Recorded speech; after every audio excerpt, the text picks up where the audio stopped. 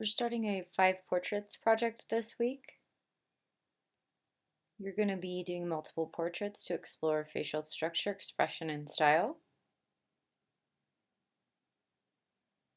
And it's your choice of materials. You could be doing digital drawings or traditional drawings, but you should make them during the course of the week.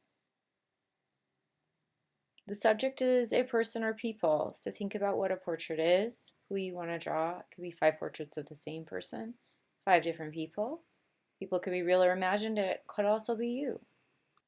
If your religion doesn't allow you to draw people, think about how you could create a portrait of a person that does not include a representation of their physical features. So we're starting a unit on portraits in human and non-human figure. To launch it, we're going to be doing 5 portraits. The author of the book Experimental Drawing, Robert Capellas, had a famous assignment where he had students draw 50 drawings of a single subject in 4 hours. We are dialing this back, so we're just going to do 5 portraits in the space of a week. You can absolutely do more than 5. Just be sure to upload everything that you do at the end of the week. And you can use any material for your drawings. So keep in mind, like I said, it can be digital or traditional. And challenge yourself this week to really see what you can explore and find out not only about your subjects, but about how you draw in yourself in these portraits. So to start out, you may want to look at structure. It can be helpful to look at some basic diagrams of the human face. Some things are similar from person to person. Eyes are halfway down the head, eyebrow to nose and nose to chin are often the same. But other considerations are the angle and tilt of the head. What perspective are you seeing the head from? So if you're working from a photograph or from a mirror, I'm going to go through a couple of things that can be helpful. So this is an image of my partner. If you're working from a photo, it is helpful to make some choices. You can even put that photo in black and white to kind of think about the values that you're seeing, whether you're working realistically or non-representational color. You might want to crop it down and maybe just even crop it down to the face. So looking at Dom, his eyes, if I kind of think about where the top of his head is and the bottom of his chin, his eyes are at that halfway point.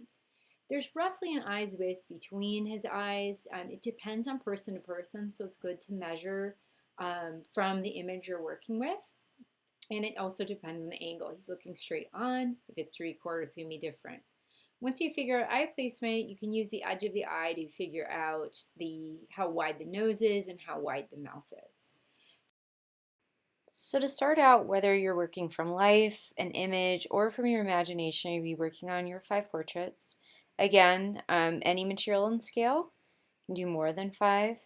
And upload all of them by Sunday at 11:59 p.m. And I'm going to show some examples of different artists' portraits.